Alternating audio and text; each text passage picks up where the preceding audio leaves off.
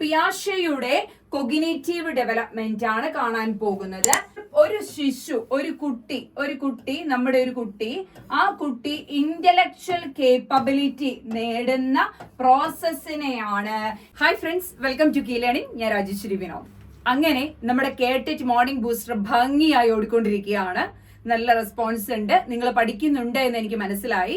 അപ്പോൾ നമ്മൾ ഇന്ന് കാണാൻ പോകുന്നത് പിയാഷെയുടെ സ്റ്റേജസ് ഓഫ് ഡെവലപ്മെന്റ് ആണ്. നമുക്കറിയാം കേട്ടിട്ട് കാറ്റഗറി 3-ലാണെങ്കിലും കേട്ടിട്ട് കാറ്റഗറി 1 ആണെങ്കിലും കേട്ടിട്ട് കാറ്റഗറി 2 ആണെങ്കിലും ഡെവലപ്മെന്റൽ തിയറീസിൽ വളരെ ഇമ്പോർട്ടന്റ് ആയിട്ടുള്ള ഒന്നാണ് പിയാഷെയുടെയും ബ്രൂണറുടെയും കൊഗ്നിറ്റീവ് ഡെവലപ്മെന്റ് എന്ന് പറയുന്നത്. Okay, father of cognitive development എന്ന് പറയുന്നത് തന്നെ പിയാഷെയാണ് അല്ലെ. ഫാദർ ഓഫ് കൊഗ്നിറ്റീവ് ലേണിംഗ് എന്ന് പറയുന്നതും പിയാഷെയാണ്. അപ്പൊ ഈ കൊഗ്നിറ്റീവ് എന്ന പദം, കൊഗ്നീഷ്യൻ, അത് വിദ്യാഭ്യാസ മേഖലയിലേക്ക് അങ്ങ് ഇടിച്ച് നിർത്തിയത് പിയാഷെയാണ് എന്ന് നമുക്ക് പറയാനായിട്ട് സാധിക്കും. ഓക്കെ, അപ്പൊ നമുക്ക് നോക്കാം ഈ കൊഗ്നിറ്റീവ് ഡെവലപ്മെന്റിൽ എന്തൊക്കെയാണ് പിയാഷെയുടെ കൊഗ്നിറ്റീവ് ഡെവലപ്മെന്റിൽ പഠിക്കാനുള്ളത് എന്ന് നോക്കാം. ഇതിൽ പ്രധാനമായിട്ടും കേട്ടിട്ട് കാറ്റഗറി 3-കാർക്ക് വേണ്ടിയാണെങ്കിലും 1-നും 2-നും പ്രയോജനകരമാണ് കേട്ടിരിക്കുക. ഓക്കെ, അപ്പോ പിയാഷെയുടെ അതായത് ഡെവലപ്മെന്റൽ തിയറീസ് എന്ന് പറയുമ്പോൾ അതിൽ വരുന്ന കൊഗ്നിറ്റീവ് ഡെവലപ്മെന്റ് ഉണ്ട്, language development, Noam Chomsky, Vygotsky, പിയാഷെ ഇവരുടെ കോൺസെപ്റ്റുകൾ നമുക്ക് പഠിക്കാനുണ്ട്. അതുപോലെ തന്നെ ഇമോഷണൽ ഡെവലപ്മെന്റ്, കാതറിൻ ബ്രിഡ്ജിന്റെ ചാർട്ട് നമുക്ക് പഠിക്കാനുണ്ട്. അതുപോലെ തന്നെ ഉള്ളതാണ് നമ്മുടെ social development, psycho social development, Erik ചെറിസന്റെ 8 സ്റ്റെപ്പുകൾ പഠിക്കാനുണ്ട്. പിന്നെ കോൾബർഗിന്റെ മോറൽ ഡെവലപ്മെന്റ്.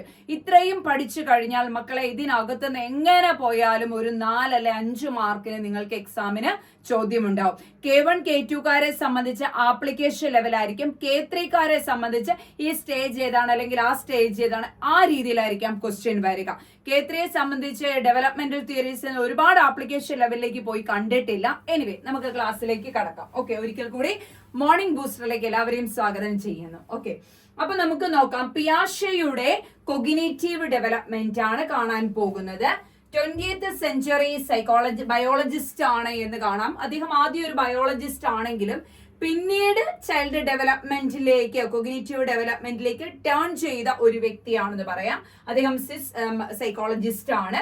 അദ്ദേഹത്തിന്റെ തിയറി എന്ന് പറയുന്നത് കൊഗ്നിറ്റീവ് ഡെവലപ്മെന്റ് ആണ്. കൊഗ്നിറ്റീവ് ലേണിംഗ് തിയറിയും ഉണ്ട്. ഓക്കെ, കൊഗ്നിറ്റീവ് ഡെവലപ്മെന്റും ഉണ്ട്, cognitive learning theory. Cognitive learning theory ആരുടെ എന്ന് ചോദിച്ചാൽ കൊഗ്നിറ്റീവ് ലേണിംഗ് തിയറി പിയാഷെയുടെയാണ്. കൊഗ്നിറ്റീവ് ലേണിംഗ് തിയറി ആരുടേതാണെന്ന് ചോദിച്ചാൽ കൊഗ്നിറ്റീവ് ലേണിംഗ് തിയറി പിയാഷെയുടേതാണ് എന്ന് പറയാം. പഠിച്ചു വെക്കണേ, ഇത്രയും പ്രധാനപ്പെട്ട പോയിന്റുകളാണ്. ഇനി നമ്മൾ കാണാൻ പോകുന്നു what is mean by cognition. Cognition is the ability to think, learn, remembering etcetera എന്ന് പറയാം അല്ലെ.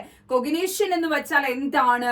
ഹൈ കൊഗ്നീഷ്യൻ ഓർ കൊഗ്നീഷ്യൻ എന്ന് വെച്ചാൽ നമ്മുടെ എബിലിറ്റി ടു തിങ്ക്, ചിന്തിക്കാനുള്ള കഴിവ്, റിമെമ്പർ ചെയ്യാനുള്ള കഴിവ്, ഇമാജിനേഷൻ ഉള്ള കഴിവ്, ലേൺ, പഠിക്കാനുള്ള കഴിവ്, ഇതൊക്കെയാണ് കൊഗ്നീഷ്യൻ എന്ന് പറയുന്നത്. What is cognition? Cognition is the ability to learn, to think, to understand and to എന്താണ്, ടു റീസൺ, റീസണിങ്ങിനുള്ള കേപ്പബിലിറ്റി, പഠിക്കാനുള്ള, ടു ലേൺ, പഠിക്കാനുള്ള കേപ്പബിലിറ്റി എന്നൊക്കെ പറയാനായിട്ട് സാധിക്കും. ഇനി ഇതിനകത്ത് പറയുന്ന കൊഗ്നീഷ്യൻ എബിലിറ്റി ഏതൊക്കെയാണെന്ന് ചോദിച്ചാൽ 1 തിങ്കിങ്ങിനുള്ള എബിലിറ്റി, 2 ലിസണിങ്ങിന്, 3 learn, understand, justify, logic and reasoning, attention, perception, ഇവയൊക്കെയാണ് വരുന്നത്. ഇനി പല ബുക്കുകൾ നമ്മൾ റെഫർ ചെയ്യുമ്പോൾ കാണാം ഹൈപ്പോത്തറ്റിക്കൽ റീസണിങ്, ഹൈപ്പോതെസിസ്, പെർസെപ്ഷൻസ്, ഇതൊക്കെ എന്താണ്? അണ്ടർസ്റ്റാൻഡിങ്, ഇതൊക്കെ എന്താണ്? കൊഗ്നീഷ്യൻ ആണ്. അതായത് നമ്മുടെ മെന്റൽ കേപ്പബിലിറ്റി, മെന്റൽ പ്രോസസ്, ഇതിനെയൊക്കെ കൊഗ്നീഷ്യൻ എന്ന വാക്കിൽ പറയാനായിട്ട് സാധിക്കും. സോ വാട്ട് ഈസ് കൊഗ്നീഷ്യൻ എന്ന് ചോദിച്ചാൽ cognition is the ability to think, to understand, to listen, to learn, etc., etc., etc. What are the 8 cognitive ability എന്ന് ചോദിച്ചാൽ അതിൽ പറയാം think, listen, learn, understand, justify, logic and reasoning, attention and perception are the 8 cognitive ability എന്ന് പറയാൻ, abilities എന്ന് പറയാനായിട്ട് സാധിക്കും. Set അല്ലേ കുഞ്ഞുങ്ങളെ? What is cognition? Cognitive psychologist ആരാണ് എന്ന് ചോദിച്ചാൽ കൊഗ്നിറ്റീവ് സൈക്കോളജിസ്റ്റ് പിയാഷെയാണ്. പിയാഷയുടെ ഒരുപാട് കാര്യങ്ങളെ പിന്തുണച്ചുകൊണ്ട് ഓട്ടോണമിയസ് ലേണർ ആണ് ഒരു പഠിതാവ് എന്നല്ല, ലേണർ ഈസ് ആൻ ഓട്ടോണമിയസ് ലേണർ ആണ് എന്ന് പറഞ്ഞത് ബ്രൂണർ ആണ്. ലേണിംഗ് ടു ലേൺ എന്ന കോൺസെപ്റ്റ് ഒക്കെ ബ്രൂണേറിയൻ ആണ്. അതൊക്കെ പിയാഷയുടെ ഒരു പിൻബലത്തോടു കൂടി ബ്രൂണർ കണ്ടെത്തിയ കാര്യങ്ങളാണ് എന്ന് പറയാനായിട്ട് സാധിക്കും. അദ്ദേഹത്തിന്റെ കാര്യങ്ങളെ പഠിച്ചുകൊണ്ട് ബ്രൂണർ കണ്ടെത്തിയ കാര്യങ്ങളാണ്. അപ്പൊ ഈ കൊഗ്നിഷൻ എന്നുള്ളത് ഒന്ന് ഓർത്തു വയ്ക്കുക. കൊഗ്നിറ്റീവ് എബിലിറ്റി എന്ന് പറയുന്നത് പിയാഷെ കോൺസെപ്റ്റ് ആണ്. ഇനി എന്താണ് cognitive development? Cognitive development is a process in which an infant becomes intelligent. ഒരു ശിശു ഇന്റലിജന്റ് ആവുകയാണ്. എങ്ങനെയാണ്? ബൈ അക്വയറിംഗ് നോളജ് അക്വയർ ചെയ്തുകൊണ്ട്. ഏതൊക്കെ പ്രോസസ്സിലൂടെയാണ്? Through thinking, reasoning and learning. Okay, അപ്പൊ ഒരു കുട്ടി ഇന്റലക്ച്വൽ കേപ്പബിലിറ്റി നേടുന്ന പ്രോസസ്സിനെയാണ് കൊഗ്നിറ്റീവ് ഡെവലപ്മെന്റ് എന്ന് പറയുന്നത്. ഓക്കെ, അപ്പോ ഒരു ശിശു, ഒരു കുട്ടി നമ്മുടെ ഒരു കുട്ടി, ആ കുട്ടി ഇന്റലക്ച്വൽ കേപ്പബിലിറ്റി നേടുന്ന പ്രോസസ്സിനെയാണ് എന്തെന്ന് പറയുന്നത്? Cognitive development. അത് തിങ്കിങ് ആവാം, ഓക്കെ, തിങ്കിങ്ങിലൂടെ ആവാം, ലേണിങ്ങിലൂടെ ആവാം എന്ന് പറയുന്നു. ദെൻ റീസണിങ്ങിലൂടെ ആവാം. ഇങ്ങനെ ഇവന്റെ cognitive structure, okay, cognitive ability process, ആ ഒരു കഴിവ് നേടുന്ന പ്രക്രിയയാണ് കൊഗ്നിറ്റീവ് ഡെവലപ്മെന്റ് എന്നതുകൊണ്ട് അർത്ഥമാക്കുന്നത് എന്ന് മനസ്സിലാക്കി വെക്കുക. സെറ്റാണ്. ഇനി പിയാഷെ's cognitive theory of development. Okay, അപ്പോ നമ്മൾ ഡെവലപ്മെന്റൽ തിയറി പഠിക്കുമ്പോൾ ഏറ്റവും ആദ്യം പഠിക്കുന്നത് പിയാഷെയുടെ കൊഗ്നിറ്റീവ് ഡെവലപ്മെന്റ് ആണ്. അതിൽ പിയാഷെയുടെ കൊഗ്നിറ്റീവ് ഡെവലപ്മെന്റൽ തിയറിയിൽ നമ്മൾക്ക് പഠിക്കാനുള്ള സ്റ്റേജസ് ആണ് ഈ കാണുന്നത്. അപ്പൊ ഇതിൽ പ്രധാനമായിട്ടും കൊഗ്നിറ്റീവ് സ്ട്രക്ചർ ഡെവലപ്മെന്റ് ഉണ്ട്, കൊഗ്നിറ്റീവ് ഫങ്ഷനിങ് ഡെവലപ്മെന്റ് ഉണ്ട്, സ്റ്റേജസ് ഓഫ് ഡെവലപ്മെന്റും ഉണ്ട്. ഓക്കെ, അപ്പോ ഇത്രയുമാണ് എന്ത് പിയാഷെയുടെ തിയറി ഓഫ് ഡെവലപ്മെന്റിൽ നമുക്ക് നോക്കാനുള്ള ടോപ്പിക്കുകൾ എന്ന് പറയുന്നത്. അതിൽ കൊഗ്നിറ്റീവ് സ്ട്രക്ചറിന്റെ പേരാണ് സ്കീമ എന്ന് പറയുന്നത്.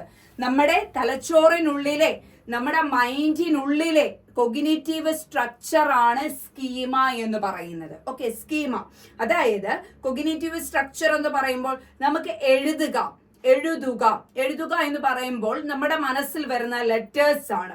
ആ ലെറ്റേഴ്സ് ആണ് സ്കീമ എന്ന് പറയുന്നത്. ഓക്കെ, അതായത് നമ്മുടെ അറിവിന്റെ ഒരു ഘടകം, അതിനെയാണ് സ്കീമ എന്ന് പറയാം. അതിനെ കൊഗ്നിറ്റീവ് സ്ട്രക്ചർ എന്ന് പറയാം. ഇങ്ങനെ കൊഗ്നിറ്റീവ് സ്ട്രക്ചർ എന്ന് പറയുമ്പോൾ ഇത് നമ്മുടെ തലച്ചോറാണെന്ന് വിചാരിക്കാം.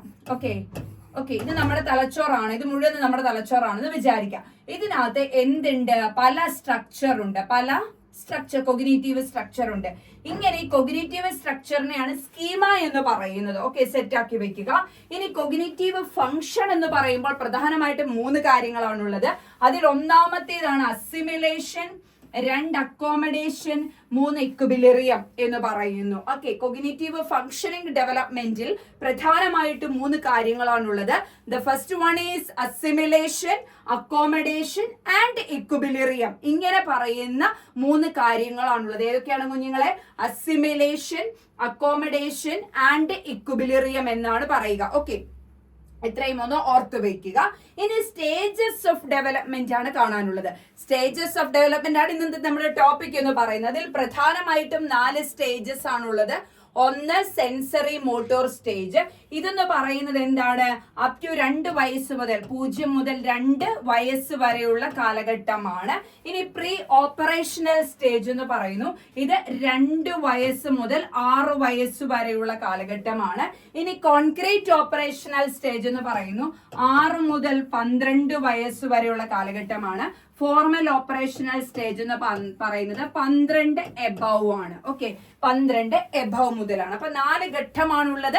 Sensory motor stage, pre operational stage, concrete operational stage, formal operational stage. ഇങ്ങനെ 4 ഘട്ടങ്ങളാണ് ഉള്ളത്. അതിൽ സെൻസറി മോട്ടോർ സ്റ്റേജ് എന്ന് പറയുമ്പോൾ സെൻസ് ഓർഗാൻസ് ഉപയോഗിച്ചുകൊണ്ട് കാര്യങ്ങൾ മനസ്സിലാക്കുന്ന ഒരു ഘട്ടമല്ല, പഠിക്കുന്ന ഒരു ഘട്ടമാണ്. പ്രീ ഓപ്പറേഷണൽ സ്റ്റേജിനെ പ്രീ കൺസെപ്ഷണൽ ലെവൽ എന്നും ഇൻറ്റ്യൂറ്റീവ് സ്റ്റേജ് എന്നും രണ്ടായി തരംതിരിക്കുന്നുണ്ട്. ഓക്കെ, അതായത് 2 വയസ്സ് മുതൽ 4 വയസ്സ് വരെ പ്രീ കൺസെപ്ഷൻ സ്റ്റേജാ, അതായത് കോൺസെപ്റ്റുകൾ കിട്ടുന്നതിന് മുമ്പുള്ള കാലഘട്ടം. ഇനി 4 വയസ്സ് മുതൽ 6 വയസ്സ് വരെ ഇൻറ്റ്യൂറ്റീവ് സ്റ്റേജ് ആണ്, ഇൻറ്റ്യൂറ്റീവ് സ്റ്റേജ് എന്നാണ് അറിയപ്പെടുക. രണ്ടാമത്തേതാണ് മൂന്നാമത്തേതാണ് കോൺക്രീറ്റ് ഓപ്പറേഷണൽ സ്റ്റേജ് എന്ന് പറയുന്നത്. ഇത് 6 വയസ്സ് മുതൽ 12 വയസ്സ് വരെയുള്ള ലേറ്റർ ചൈൽഡ്ഹുഡ് ആണെന്ന് പറയാം. ഇനി ഫോർമൽ ഓപ്പറേഷണൽ എന്ന് പറയുമ്പോൾ ഇമാജിനേറ്റീവ് തിങ്കിങ് ഒക്കെ കേപ്പബിൾ ആവുന്ന ഒരു ഘട്ടമാണ് ഫോർമൽ ഓപ്പറേഷണൽ സ്റ്റേജ്. ഇനി 4 സ്റ്റേജസിന്റെയും പ്രത്യേകതകൾ എന്തെല്ലാം എന്ന് നോക്കാം. പക്ഷെ നിങ്ങൾ പഠിക്കുമ്പോൾ എന്താണ് അസിമിലേഷൻ, എന്താണ് അക്കോമഡേഷൻ, എന്താണ് ഇക്വിലിബ്രിയം, എന്താണ് സ്കീമ എന്നുള്ളതൊന്ന് അറിഞ്ഞു വെക്കേണ്ടത് അത്യന്താപേക്ഷിതമാണ്. ഓക്കെ, അപ്പൊ അതൊന്ന് നോക്കി വെക്കുക.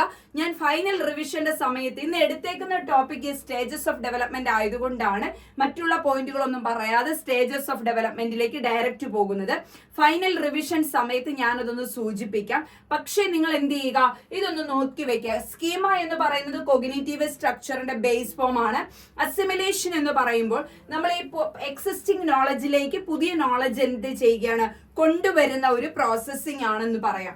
അക്കോമഡേഷൻ എന്ന് പറഞ്ഞാൽ നമ്മുടെ എക്സിസ്റ്റിംഗ് നോളജിൽ ആവശ്യമില്ലാത്ത സംഗതികളെ തട്ടി മാറ്റിക്കൊണ്ട് ആവശ്യമുള്ള സംഗതികളെ ആഡ് ചെയ്യുന്ന പ്രോസസ്സാണ് അക്കോമഡേഷൻ എന്ന് പറയുന്നത്. ഇക്വിലിബ്രിയം എന്ന് പറഞ്ഞാൽ നമുക്കൊരു അണ്ടർസ്റ്റാൻഡിംഗ് ഉണ്ട്. We should have an understanding between existing and new information.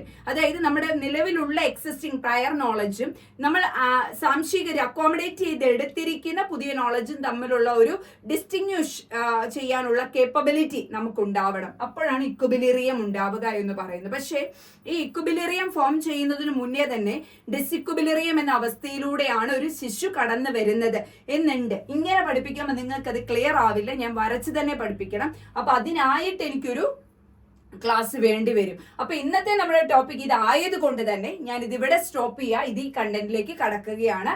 ഇത് പിന്നീട് റിവിഷൻ സമയത്തൊന്ന് പറഞ്ഞുതരാം, നിങ്ങളൊന്ന് നോക്കി വെച്ചോളുക. ഓക്കെ, അപ്പൊ ഇനി നമ്മൾ കാണാൻ പോകുന്നത് സ്റ്റേജസ് ഓഫ് ഡെവലപ്മെന്റിലെ 4 സ്റ്റേജസ് ആണ്. Sensory motor stage, pre operational stage, concrete operational stage and formal operational stage. Already നമ്മൾ സമയം പഠിച്ചിട്ടുണ്ടായിരുന്നു. സെൻസറി മോട്ടോർ സ്റ്റേജ് എന്ന് പറയുന്നത് ബർത്ത് ടു 2 years ആണ്. പ്രീ ഓപ്പറേഷണൽ ചില ബുക്കുകൾ 2 തൊട്ട് 6 വരെ, ചില അത് ബുക്കിലാണ്, ഒരു വയസ്സിനൊക്കെ വ്യത്യാസം വരും, 2 to 7 വയസ്സ് വരെ. കോൺക്രീറ്റ് ഓപ്പറേഷണൽ സ്റ്റേജ് 7 വയസ്സ് മുതൽ 12 വയസ്സ് വരെയാണ്. ദെൻ ഫോർമൽ ഓപ്പറേഷണൽ സ്റ്റേജ് എന്ന് പറയുന്നത് 12 വയസ്സിന് മുകളിലേക്കുള്ള അഡോളസെന്റ് കാലഘട്ടമാണ്. ഫോർമൽ ഓപ്പറേഷണൽ സ്റ്റേജ് എന്ന് പറയുന്നത് അഡോളസെന്റ് കാലഘട്ടമാണ് എന്ന് നമുക്ക് കാണാനായിട്ട് സാധിക്കും. ഓക്കെ, ഇത്രയും പഠിച്ചു വെക്കണം. സെൻസറി മോട്ടോർ സ്റ്റേജിന്റെ ഏജ് ഏതാണ്? 0 മുതൽ 2 വയസ്സ് വരെയാണ്. സെൻസ് ഓർഗാൻസ് ആണ് ഇവിടെ കൂടുതലായിട്ടും. സെൻസ് ഓർഗാൻസ് ആർ വർക്കിംഗ് എന്നാണ് പറയുന്നത്. അതായത് നമ്മുടെ 5 സെൻസ് ഓർഗാനും വർക്ക് ചെയ്യുന്ന ഒരു ഘട്ടമാണ് എന്ന് പറയാം. റിഫ്ലെക്സ് ആക്ഷൻ ഹാപ്പൻസ്, അതായത് നമ്മൾ ഒരു ഹോട്ട് ഓബ്ജക്റ്റിൽ തൊടുകയാണെങ്കിൽ പെട്ടെന്ന് കൈ പിൻവലിക്കുന്നു. ആ ഒരു ഘട്ടത്തിൽ ഉണ്ടാവുന്ന നമ്മളിലെ ആക്ഷൻ ആണ് റിഫ്ലെക്സ് ആക്ഷൻ എന്ന് പറയുന്നത്. ഗ്രോ മോട്ടോർ സ്കിൽസ് ഡെവലപ്പ് ചെയ്യുന്ന ഒരു ഘട്ടമാണെന്ന് പറയാം. ദെൻ ഇമിറ്റേഷൻസ്, മറ്റുള്ളവരെ കണ്ട് ഇമിറ്റേറ്റ് ചെയ്യുന്ന, ഇപ്പൊ ചേട്ടൻ വെള്ളം കുടിക്കുന്നതുകൊണ്ട് അതുപോലെ വെള്ളം കുടിക്കാൻ ശ്രമിക്കുന്ന ഒരു ഘട്ടം, ഇമിറ്റേറ്റ് ചെയ്യുന്ന ഒരു ഘട്ടമാണ്. ഒബ്ജക്റ്റ് പെർമനൻസ് ഡെവലപ്പ് ചെയ്യുന്ന ഘട്ടം പഠിച്ചു വെക്കുക. ഒബ്ജക്റ്റ് പെർമനൻസ് ഡെവലപ്പ് ചെയ്യുന്നത് ഏത് ഘട്ടം എന്ന് ചോദിച്ചാൽ സെൻസറി മോട്ടോർ സ്റ്റേജ്. ഒരുപാട് എക്സാമുകളിൽ എടുത്തെടുത്ത് ചോദിച്ചിട്ടുള്ളതാണ്.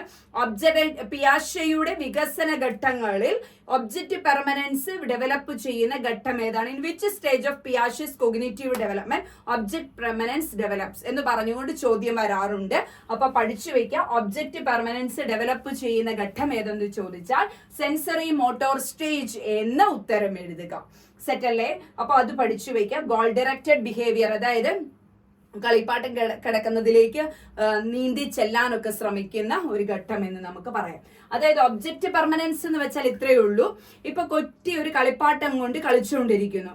അപ്പൊ അത് കാക്ക കൊണ്ടുപോയി എന്ന് പറഞ്ഞാൽ കുട്ടി കരയുന്നില്ല. പകരം നമ്മൾ എടുത്തോണ്ട് പോയ വശത്തു കൂടെ കാക്ക കൊണ്ടുപോയി എന്ന് പറയുമ്പോൾ ഇങ്ങനെ എത്തി നോക്കാനുള്ള ഒരു പ്രവണതയുണ്ടല്ലോ. അതായത് ഒരു വസ്തു അവന്റെ ഫ്രണ്ടിൽ ഇല്ലെങ്കിലും അവൻ എന്ത് ചെയ്യുന്നു, ഹി കനോട്ട് ബി സീൻ, അവന് കാണാൻ കഴിയുന്നില്ലെങ്കിലും ആ വസ്തു ഉണ്ട് എന്ന അവന്റെ ചിന്ത. അത് ഇല്ലാതിരിക്കുന്ന ഘട്ടവും ഇതാണ്, അത് ഡെവലപ്പ് ചെയ്യുന്ന ഘട്ടവും ഇതാണ്. സെൻസറി മോട്ടോർ സ്റ്റേജിൽ ഒബ്ജക്റ്റ് പെർമനൻസ്, നിലവിൽ ഫ്രണ്ടിൽ ഇല്ലാത്ത ഒരു വസ്തുവിന് നിലനിൽപ്പുണ്ട് എന്ന് കുട്ടിക്ക് മനസ്സിലാകുന്ന ഘട്ടമാണ് സെൻസറി മോട്ടോർ സ്റ്റേജ് എന്ന് പറയുന്നത്. ഇനി സെക്കൻഡ് സ്റ്റെപ്പാണ് പ്രീ ഓപ്പറേഷണൽ സ്റ്റേജ്. ഓപ്പറേഷന് മുമ്പുള്ള ഘട്ടമായതുകൊണ്ടാണ് ഇതിനെ പ്രീ ഓപ്പറേഷണൽ സ്റ്റേജ് എന്ന് പറയുന്നത്. ദെൻ ഏർലി ചൈൽഡ്ഹുഡ് ആണ്, 2 മുതൽ 7 വയസ്സ് വരെ എന്ന് പറയുമ്പോൾ ഏർലി ചൈൽഡ്ഹുഡ് ആണ്. ദെൻ ആനിമിസ്റ്റിക് തോട്ട്, ആനിമിസം, അതായത് നമുക്ക് ചുറ്റുമുള്ള എല്ലാ വസ്തുക്കൾക്കും ജീവനുണ്ട്. കല്ലെ തട്ടി തടഞ്ഞു വീഴാൻ പോകുമ്പോൾ അമ്മ കല്ലിനിട്ട് 2 അടി കൊടുക്കുമ്പോൾ അവൻ ഹാപ്പി. അവന്റെ വിചാരം കല്ലിനും ജീവനുണ്ട്, കല്ലിന് അമ്മ അടി കൊടുത്തപ്പോൾ വേദനിച്ചു എന്നാണ് വിചാരിക്കുക. ആനിമിസ്റ്റിക് തോട്ട് ഉണ്ട്. ഇറിവേഴ്സിബിലിറ്റി, അതായത് റിവേഴ്സ് ചെയ്യാനുള്ള, റിവേഴ്സിബിലിറ്റിക്കുള്ള കേപ്പബിലിറ്റി ഇല്ല.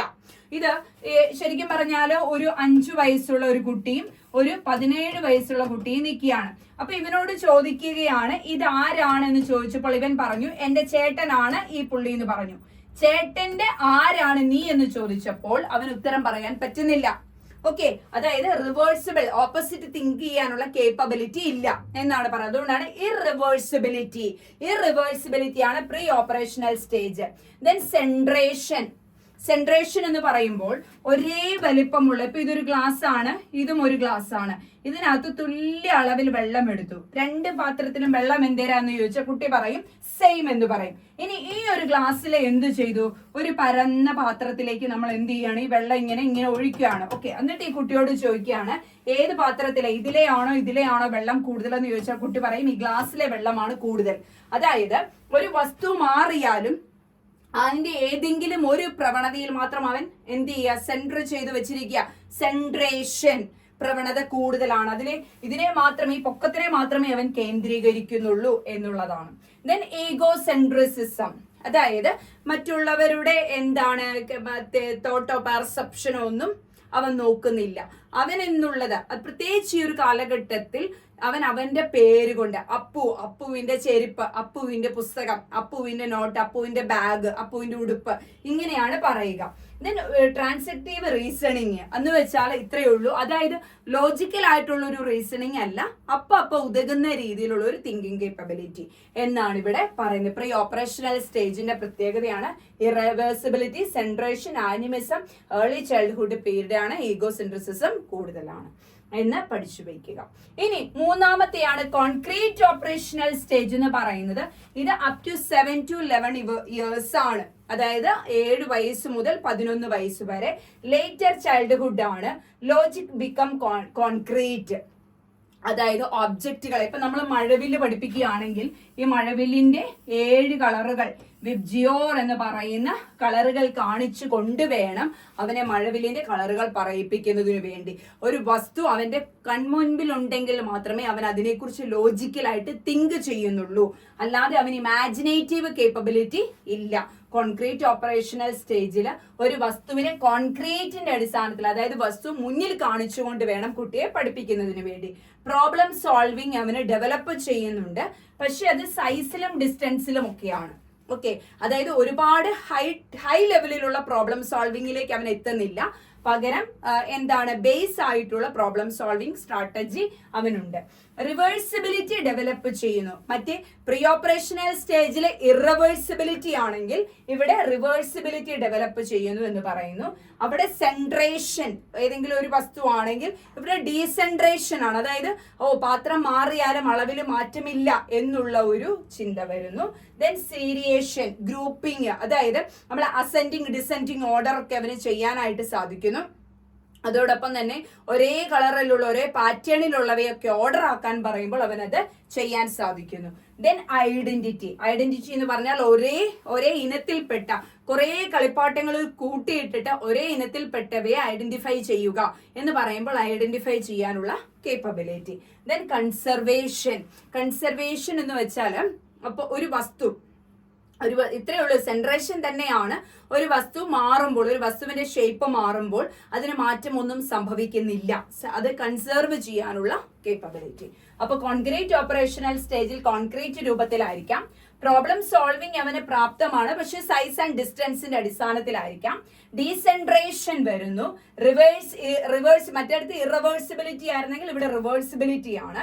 സീരിയേഷൻ ഡെവലപ്പ് ചെയ്യുന്നു. സീരിയേഷൻ എന്ന് പറയുമ്പോൾ ഓർഡർ ആക്കുന്ന ഒരു കേപ്പബിലിറ്റി ഡെവലപ്പ് ചെയ്യുന്നു.